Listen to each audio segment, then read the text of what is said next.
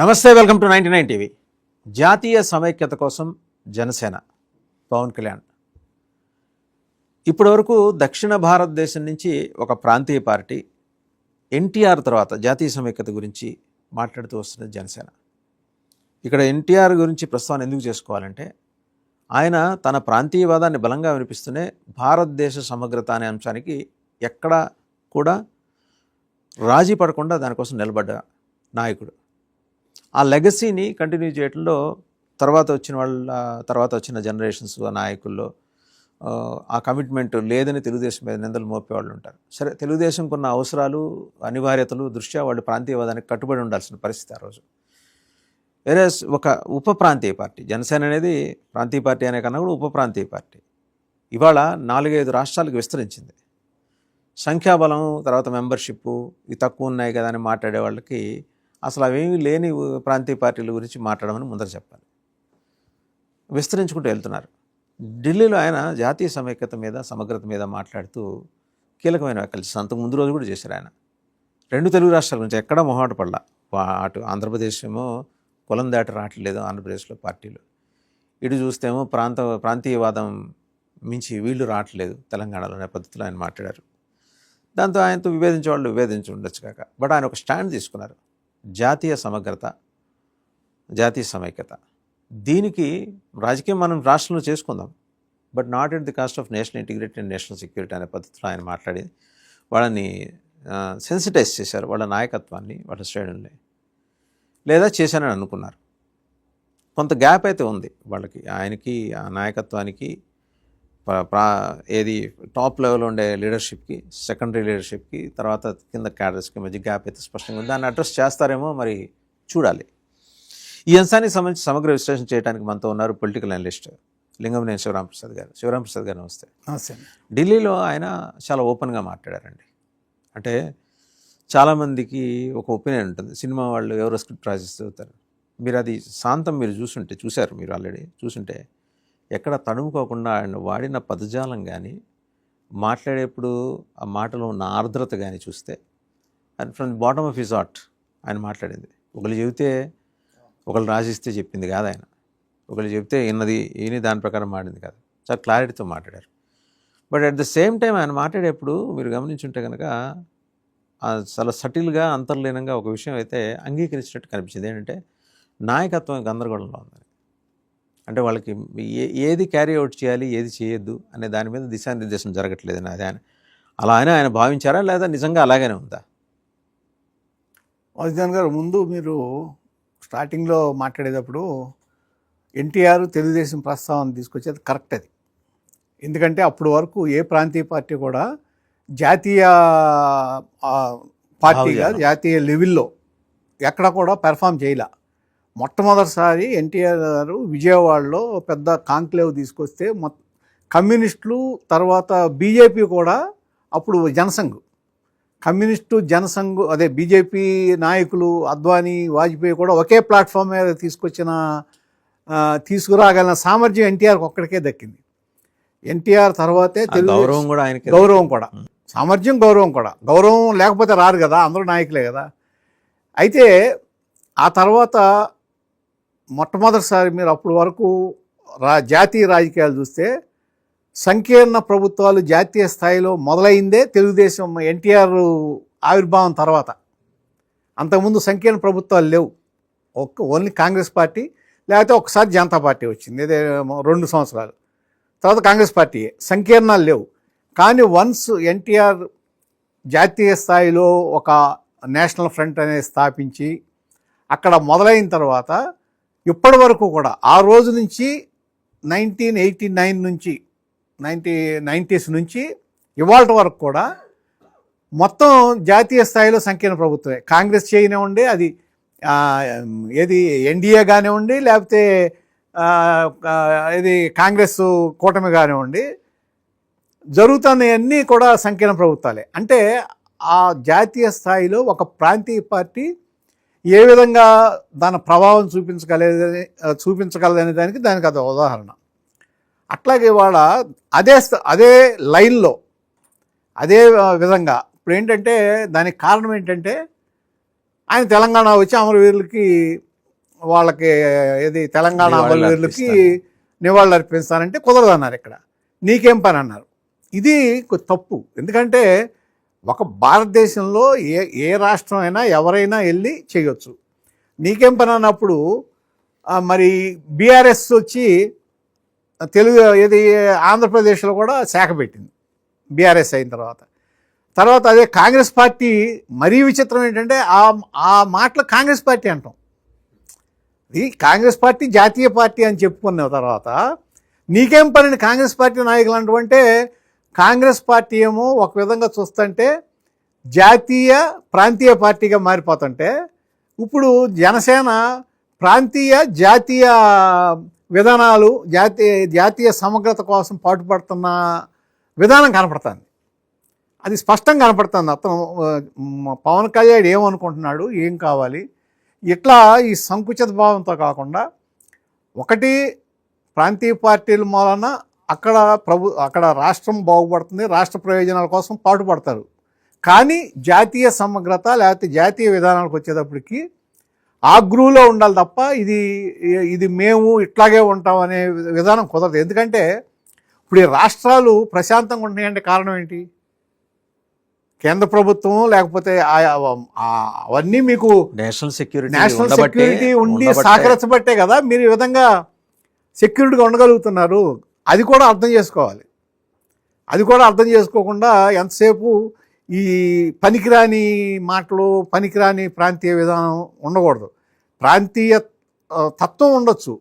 ప్రాంతీయంగా మన రాష్ట్రం ఇంకా అభివృద్ధి చెందాలి, ఇంకా బాగుండాలి, మంచిగా డెవలప్ అవ్వాలి, ఉద్యోగాలు రావాలి, ఇవన్నీ ఉండొచ్చు.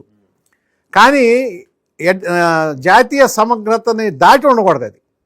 అదే పవన్ కళ్యాణ్ క్లియర్గా చెప్పాడు. అది ఒక విధంగా అండర్స్కోర్ చేసి చెప్పారు ఆయన. ఒక విధంగా చెప్పాలంటే వాళ్ళ కేడర్కి ఇది ఇచ్చినట్టే. అంటే ఆయన ఒక సందేశం ఇచ్చినట్టే. ఏమనుకుంటున్నాను నేను పార్టీ గురించి, పార్టీ ఎలా ఉండాలి, పార్టీ షేప్ ఎలా ఉండాలి, పార్టీ కార్యకర్తల నాయకుల ఆలోచనలు ఎలా ఉండాలి అనే విషయంలో ఒక క్లియర్ కట్గా ఒక సందేశం ఇచ్చినట్టే.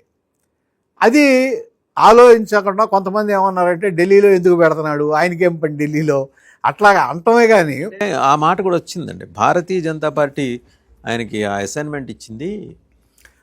ఒకటి అసైన్మెంట్ ఇచ్చింది తప్పేం లేదు. అలయన్స్ పార్ట్నర్ ఆయన. వాళ్ళు సంకీర్ణ భాగస్వామ్య పక్షాలు పరస్పరం అవసరాల కోసం సహకరించుకుంటారు. అసైన్మెంట్ ఇచ్చిందని అనే వాళ్ళకి కూడా సమాధానం చెప్పచ్చు, ఏం పర్లేదు. అసైన్మెంట్ అనే కదా వాళ్ళ అండర్స్టాండింగ్ లో ఒక ప్రాంతీయ పార్టీ వచ్చి ఈ రోజు ఒక జాతీయవాదాన్ని వినిపించాలనే ఒక ప్రయత్నం చేసి, అది ఆ ప్రయత్నం గొప్ప ప్రయత్నం, అది దాన్ని హర్షించాలి. దానికి బీజేపీ చెప్పింది కాబట్టి చేస్తున్నాడు. బీజేపీ చెప్పకపోయినా ఆయన చేస్తాడు. అవును, ఒకటి పోనీ చెప్పింది కాబట్టి చేశాడు, అది తప్పులేదు. దాంట్లో కూడా ఎంచడానికి లేదంటున్నది. అవును, అదొకటి. ఇప్పుడు మీకు క్లియర్గా కొంత కనపడుతుంది కదా. ఇప్పుడు ద్రవిడవాదం చాలా స్ట్రాంగ్గా ఉన్న తమిళనాడులో ద్రవిడ విధానం ఉన్న పార్టీలు తప్ప వేరే పార్టీ రాదు అన్నారు. అసలు ఆ అవకాశమే లేదన్నారు. కానీ అవకాశం వచ్చింది విజయ రూపంలో అక్కడ. అంటే ఇప్పుడు ఇవాళ ఈ యువత కానీ లేకపోతే వేరే వాళ్ళు కానీ కొమ్మక్క రాజకీయాలు కాకుండా నువ్వు వచ్చినా నాకు పంచు అంటే 60-40, నేను అధికారంలో ఉంటే నాకు 60 నీకు 40, నువ్వు అధికారంలో వస్తే నీకు 60 నాకు 40. ఈ సిస్టము కంటిన్యూ అవుతున్న రాష్ట్రాల్లో ప్రజలకు అర్థమైన తర్వాత 60-40 వద్దు, వేరే వాడిని ఎన్నుకుందామని ఎన్నుకున్నారు. అదే జరిగింది ఇప్పుడు తమిళనాడులో. అట్లాగా ఇప్పుడు ప్రజలు కూడా ఏం చూస్తున్నారంటే మనకి సరైన దిశ చూపించే నాయకుడు కావాలని చూస్తున్నారు. ఒకటి ఆ విధానంలో వెళ్ళటానికి పవన్ కళ్యాణ్ మాత్రం స్పష్టంగా ట్రై చేస్తున్నాడు. దాంట్లో ఏం అనుమానం లేదు. ఇంకొకటి ఏంటంటే పవన్ కళ్యాణ్ కొన్న ఒక అడ్వాంటేజ్ ప్లస్ అంటే ఏంటంటే అతను సౌత్ ఇండియా మొత్తం తెలుసు. యాజ్ అన్ యాక్టర్, ఒక యాక్టర్గా దక్షిణ భారతదేశం మొత్తం తెలుసు. అలాగే అతనికి అభిమానులు అన్ని చోట్ల ఉన్నారు.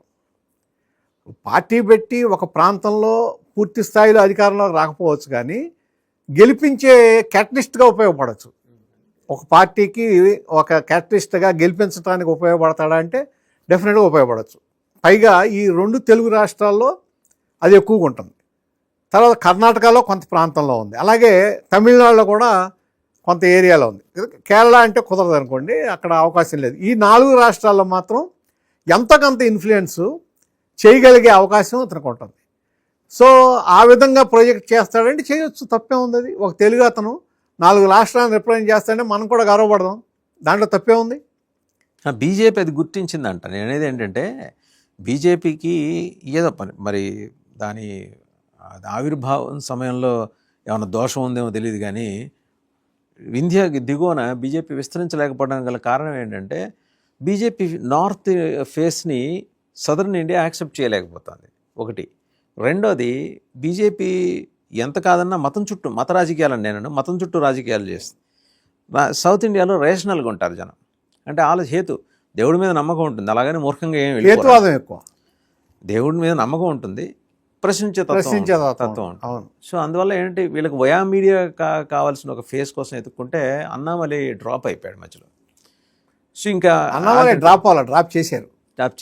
ఇది అన్నాడీఎంకే కోసం, అది అయిపోయిన రసంగా చెప్తున్నారు. ఈ ఎలక్షన్స్ అయిపోయిన తర్వాత ఆయన ఇంకా పార్టీ నుంచి బయటకు వచ్చాడు, సొంత పార్టీ ఏదో సొంత పార్టీనో సొంత సంస్కృతి వెళ్తాడు జనంలోకి.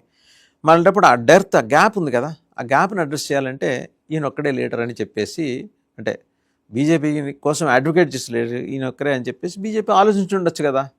అందుకోసం ఆయనకు ఒక నేషనల్ ఫ్లేవర్ ఇవ్వటం కోసం ఢిల్లీలో ఏర్పాటు చేసి ఉండొచ్చు కదా. అది ఒకటి. ఇప్పుడు మీరు మొన్న 2024 ఎలక్షన్ చూసాము.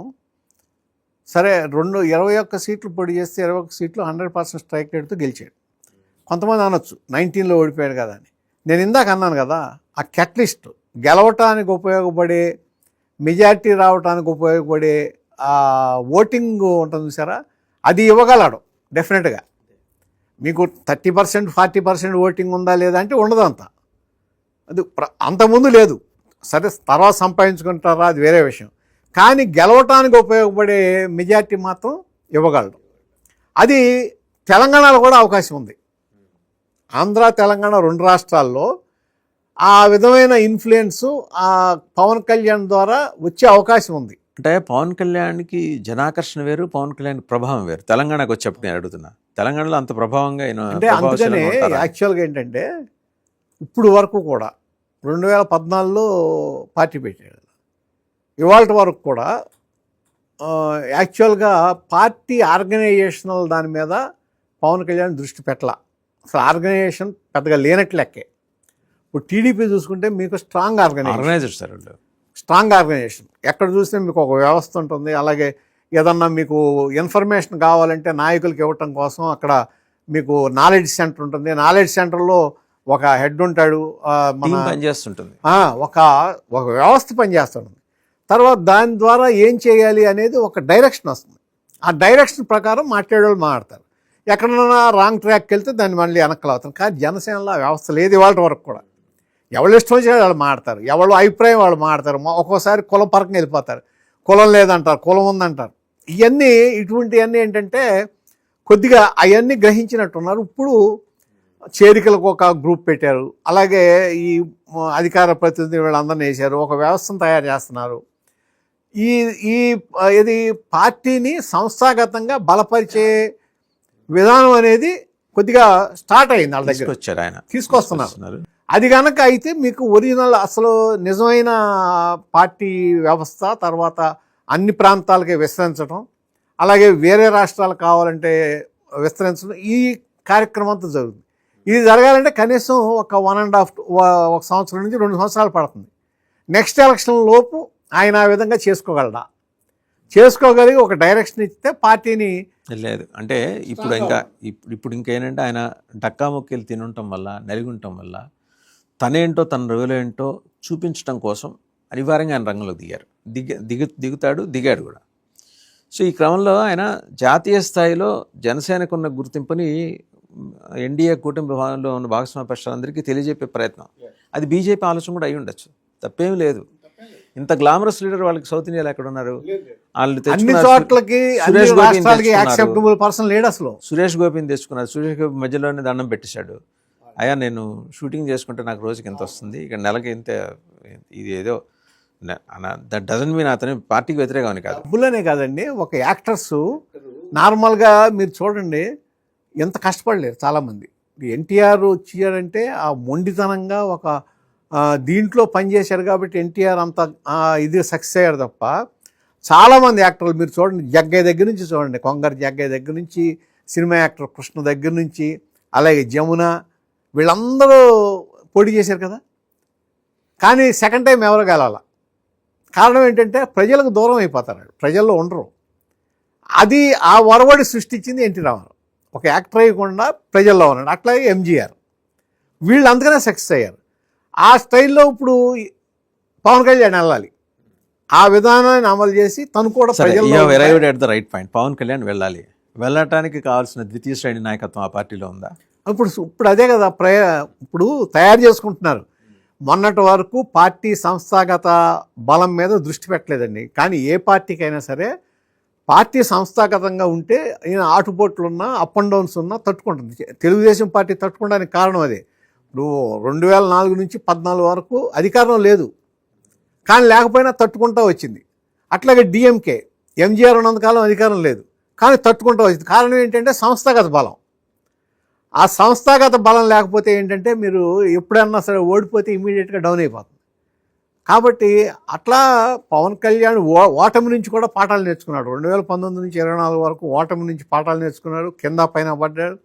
అనేకగా ఆయన కుటుంబాన్ని దూషించారు, వ్యక్తిగతంగా అతని మీద దాడి చేశారు, మాటలతో అన్ని అవమానాలు భరించి ఇవాళ రాటుదేలి ఈ పరిస్థితిలోకి వచ్చాడు. ఇప్పుడు అర్థమైంది ఏంటంటే పార్టీని కూడా మనం బలం చేసుకోవాలి, వ్యవస్థాగతంగా సంస్థాగతంగా పార్టీ బలోపేతం అయితే కానీ లాంగ్ టర్మ్ పాలిటిక్స్కి పనికిరాము అనే దాంట్లోకి వచ్చి ఇవాళ పార్టీ మీద కూడా దృష్టి పెట్టారు.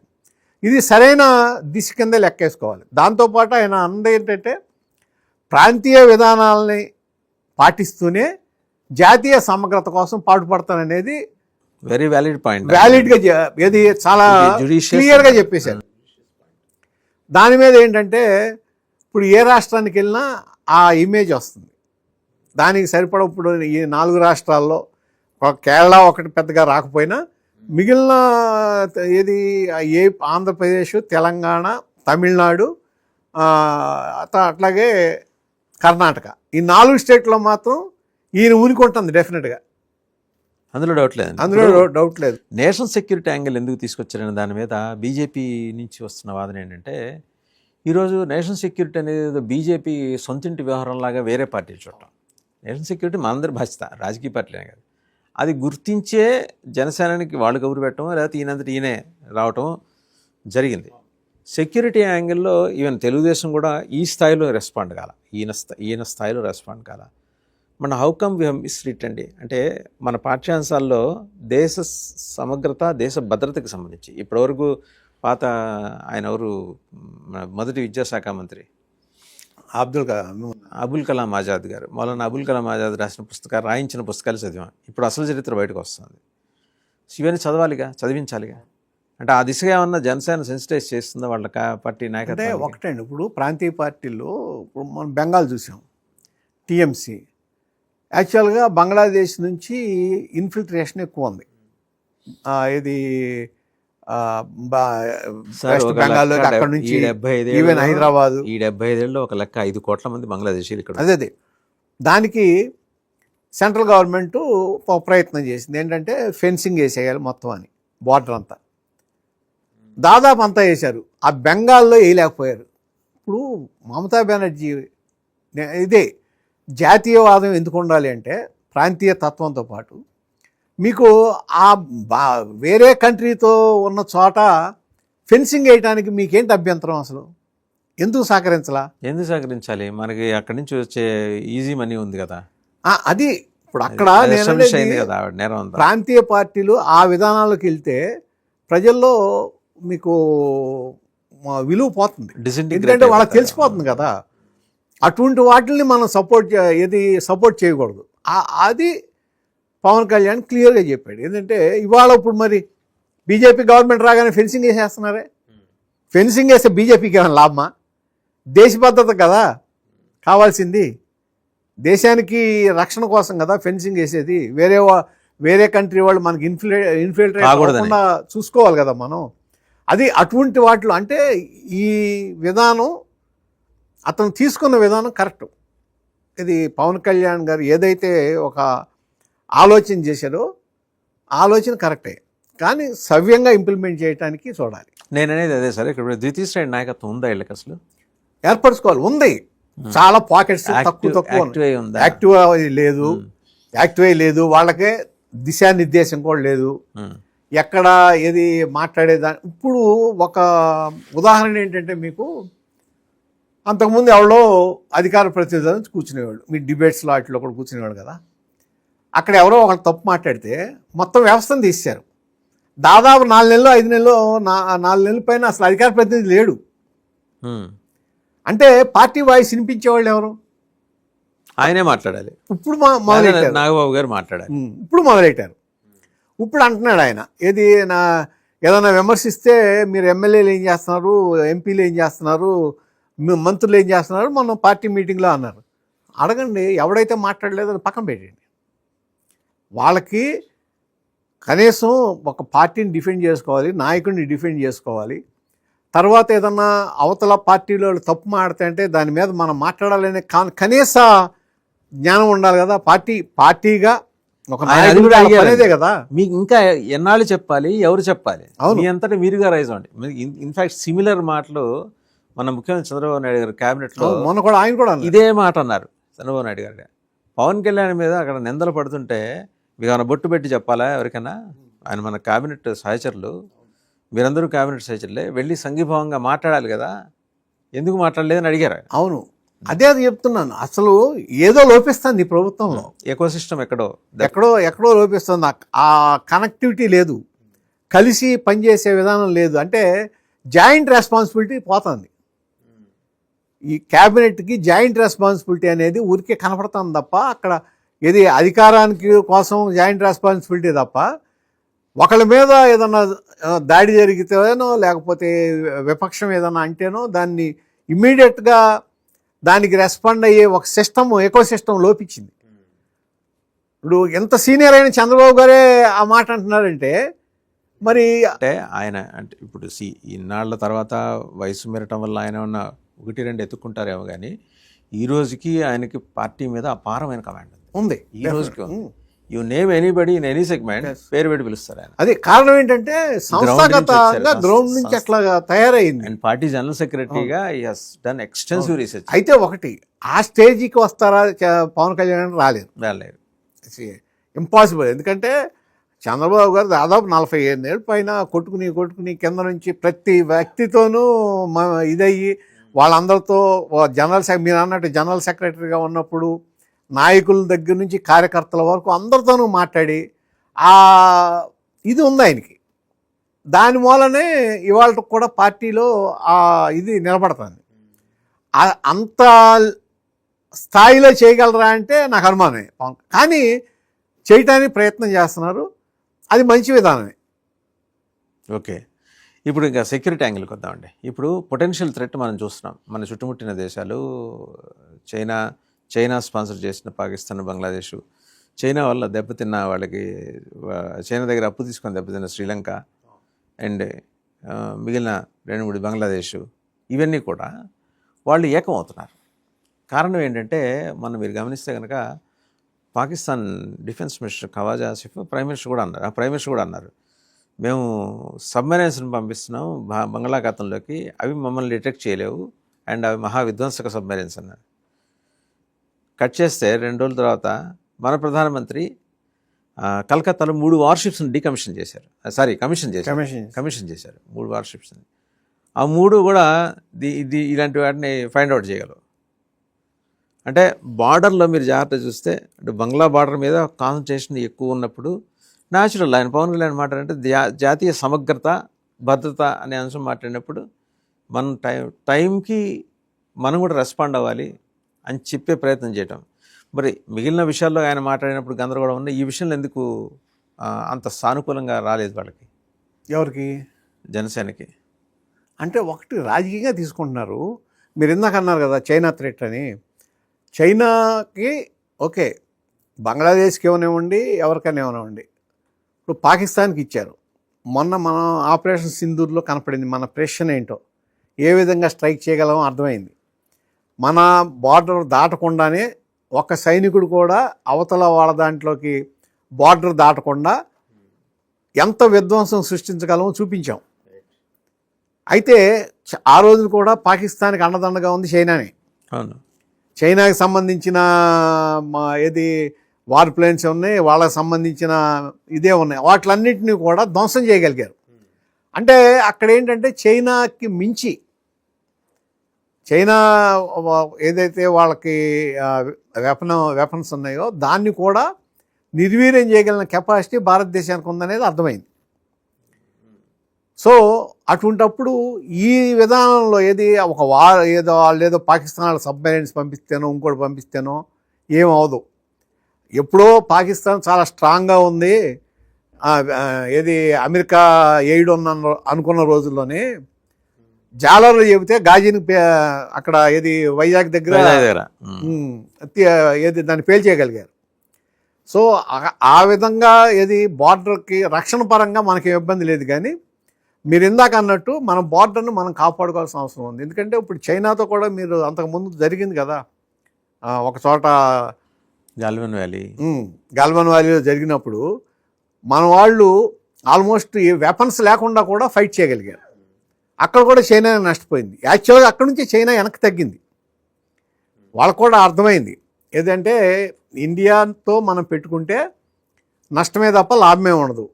అందుకని ఏం చేస్తున్నారంటే వాళ్ళు పాకిస్తాన్ ద్వారా రావడానికి ట్రై చేస్తున్నారు. బంగ్లాదేశ్కి అంత కెపాసిటీ లేదు, పాకిస్తాన్ ద్వారా రావడానికి ట్రై చేస్తున్నారు తప్ప. ఇప్పుడు పాకిస్తాన్ కూడా థ్రెట్ ఏమైంది, ఆ పక్కన ఆఫ్ఘనిస్తాన్, పైగా అక్కడ లోకల్గా ఉన్న బెలూచిస్తాన్ రెబెల్స్, ఇవన్నీ వాళ్ళకి ఇబ్బందిగానే ఉన్నాయి. ఇవాళ పాకిస్తాన్ అయితే దివాళా చేసిన కంట్రీ, పూర్తిగా చైనా మీద ఆధారపడి ఉంది. కాబట్టి అమెరికా దయాదాక్షిణ్యాలు ఉంటేనే అది వాళ్ళ చేయగలుగుతాం, లేకపోతే వెపన్స్ కొనడానికి కూడా వాళ్ళ దగ్గర డబ్బు. Anyhow we need to appreciate అండి డిప్యూటీ సీఎం పవన్ కళ్యాణ్. ఆయన సెన్సిటైజేషన్ ప్రోగ్రామ్ పెట్టి క్యాడర్స్ 1500 మంది ఎంతమంది అటెండ్, లీడర్స్ ఉన్నారు, క్యాడర్స్ ఉన్నారు, ఎవరికి చెప్పాల్సిన వాళ్ళకి ఎవరికి ఇవ్వాల్సింది కూడా వాళ్ళకి క్లియర్గా ఇచ్చారు. ఏది ఒక్కొక్క దాంతో పాటు తను రాష్ట్రంగా మాట్లాడేటప్పుడు కూడా ఆ రాష్ట్రంలో నేనేం చేయలేకపోయినా ఇక్కడికి వెళ్ళి ఏం చేస్తాను అంటే ఒక విధంగా ఆశలు కూడా పెంచట్లా. వాళ్ళ క్యాడర్లో కూడా నేల మీద ఉండండి, ఏది నిజమైతే దాన్నే చూడండి, అంతేగాని మనం ఏదో మొత్తం మన చేతిలోనే ఉందని భ్రమంలోకి వెళ్ళొద్దు, రియలిస్టిక్గా చూసి పార్టీని పటిష్టం చేయమని చెప్తున్నాడు ఆయన. యాక్చువల్గా చేయాల్సింది కూడా అదే. ఇప్పుడు బీజేపీ 2 నుంచి వాడు ఈ పరిస్థితికి వచ్చేదంటే ఎంత వాళ్ళు కృషి చేస్తే వచ్చారండి, అంతే కదా. పవన్ కళ్యాణ్ కూడా వయసుగా పెద్ద వయసు ఏం కాదు, కాకపోతే అనారోగ్యం కొద్దిగా అటు ఇటు ఉండదు కాబట్టి జాగ్రత్తగా ఉంటే ఆయనకి కూడా ఒక మంచి ఇమేజ్ వచ్చే అవకాశం ఉంది సౌత్ ఇండియా పరంగా. ఒక ఏది దక్షిణాది రాష్ట్రాలకి స్ట్రాంగ్ రిప్రజెంటేషన్ లేదు ఎన్టీఆర్ తర్వాత. ఎన్టీఆర్ ఎంజీఆర్ ఉన్నప్పుడు వాళ్ళు అన్పారలర్ అండి. కరుణానిధి వాళ్ళు ఏంటంటే మనము శిఖర సమాన వ్యక్తిత్వాలు. అవును, వాళ్ళ ముగ్గురు ఉన్నప్పుడు దక్షిణాదికి ఒక ఇది వచ్చేది. అంటే వాళ్ళు పరస్పరం ఒకళ్ళనొకళ్ళు ఎట్లా గౌరవించుకున్నారు. మన అక్కడ చూస్తే పివి నరసింహరావు గారి కార్యక్రమం నిన్న స్మారకం, అది సిగ్గుచేటు, కాంగ్రెస్ వాళ్ళు చేయాల్సిందే. అవును, ప్రధానమంత్రి మీకు గుర్తుంటే ఆయన దివంగతులైన రోజున ఆల్ ఇండియా రేడియో లైవ్ ఇచ్చింది, లాల్కృష్ణ అద్వానీ గారు వెక్కి ఏడ్చారు. అవును, అంటే పర్సనల్గా లైక్ చేస్తారు వాళ్ళందరూ, పరస్పరం గౌరవించుకుంటూ విధానపరంగా విభేదించుకుంటారు. అవును, ఎన్టీఆర్ వరకు అది నడిచిందండి. ఎన్టీఆర్ ఎంతో పివి నరసింహారావు కాంగ్రెస్ పార్టీని గెలిపించింది ఎట్లాగా, మా తెలుగువాడు. ఎన్టీఆర్ అనే కాదు, చంద్రబాబు నాయుడు వరకు కూడా ఆయనకు కూడా నడిచింది. మరీ తర్వాత ఆఫ్టర్ 2014 విద్వేషపూరిత రాజకీయాలు ఎక్కువైపోయాయి. అంటే ఇక్కడ పర్టికులర్గా మన సౌత్లో ద్వేషంతో మనం ఓట్లు సంపాదించుకోవాలి, అవతలవాడు చెడగొట్టనే అదే అవతలవాడికి చెడు జరిగి మనకు మంచి జరగాలనే మా విధం తప్ప ఇద్దరం కలిసి బాగుపడదామనే విధానం పోతాం. బట్ అయినా ఆ స్ఫూర్తిని కంటిన్యూ చేయడానికి పవన్ కళ్యాణ్ చేసిన ఒక ప్రయత్నం, ఒక మెగా ఎక్సర్సైజ్ అది. అది కంటిన్యూ అవ్వాలి అని కూడా మనం కోరుకుందాం. డెఫినెట్గా మంచిది కూడా, జరగాలి. మంచిది. ప్రాంతీయ పార్టీలు జాతీయవాద దృక్పథంతో వెళ్ళాల్సిన అవసరాన్ని అండర్స్కోర్ చేసి చెప్పాడు. అక్రాస్ ద కంట్రీ ఉన్న ప్రాంతీయ పార్టీలు అన్నీ కూడా ఇది గమనంలోకి తీసుకోవాల్సిన విషయమే. వాళ్ళు వీళ్ళు తేడా భాష డెఫినెట్గా రాష్ట్రం తేడా లేకుండా. Thank you very much Ramprasad గారు.